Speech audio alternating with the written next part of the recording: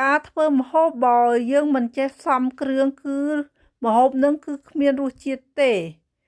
ដូចជាម្ហូបខ្ញុំធ្វើនឹងគឺម្ហូបកូរ៉េបងប្អូនបើយើងមិនចេះផ្សំគ្រឿងគឺម្ហូបនឹងមិនអាចនឹងមានរសជាតិហើយអ្នកហូបក៏គាត់មិនចូលចិត្តហូបដែរបងប្អូនគឺម្ហូបមួយមុខនឹងគឺម្ហូបបែបកូរ៉េបងប្អូនគឺរបៀបដូចម្ហូបខ្មែរយើងគេហៅចៀនជូរអែមអីអញ្ចឹងណាបងប្អូនគឺគ្រឿងផ្សំរបស់វាគឺវាមិនសូវជាមានអីច្រើនទេបងប្អូនគ្រាន់ថានៅស្រុកយើងវាអត់មានលក់អីអញ្ចឹងប្រហែលជាមានបើមាននៅផ្សារទំនើបអីអញ្ចឹងបងប្អូនគឺម្ហូបកូរ៉េបងប្អូនគឺមានអីដាក់ច្រើនទេដាក់តែទឹកស្អ៊ីវទឹកប្រេងខ្យងហើយឆាំងគីរឹមហ្នឹងគឺប្រេងល្ងលីងអីហ្នឹងបងប្អូនហើយម្ទេស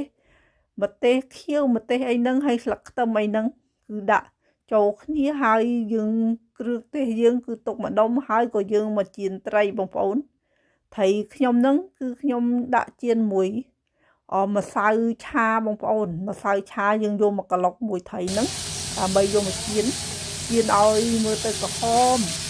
អាហ្នឹងចៀនឲ្យអំពងហ្នឹងវាដូចគ្នាយើងដាក់អំពងដាក់ខ្លាញ់រៀងច្រើនអីអញ្ចឹងបងប្អូនគឺម្ហូបកូរ៉េ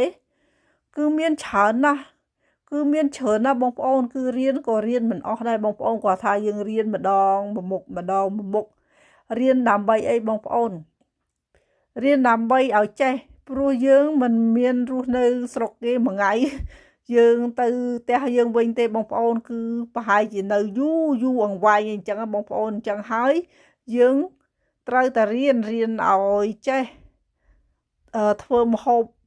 ដូចថាយើងនៅស្រុកគេយើងត្រូវតែរៀនធ្វើម្ហូបនៅស្រុកគេយើងនៅស្រុករបស់យើងក៏ត្រូវតែចេះម្ហូបនៅស្រុកយើងអីអញ្ចឹងបងប្អូនហើយអ្នកណាដែលដូចថាចង់មករស់នៅស្រុកគេហើយចង់ម្ហូបស្រុករបស់យើងត្រូវតែរៀនឲ្យចេះចាំយើងមករស់នៅស្រុកគេបងប្អូនព្រោះស្រុកគេ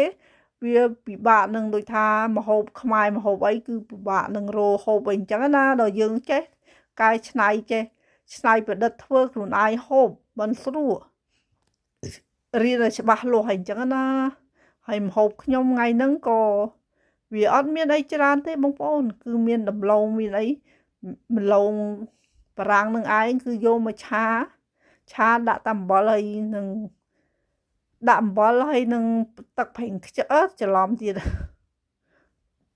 ដាក់អំបិលហើយនឹងល្ងលីងអីហ្នឹងបងប្អូនតែប៉ុណ្្នឹងឯងគឺសម្រាប់ប្តីកូរ៉េខ្ញុំបងប្អូនហើយវីដេអូមានតែប៉ុណ្្នឹងទេ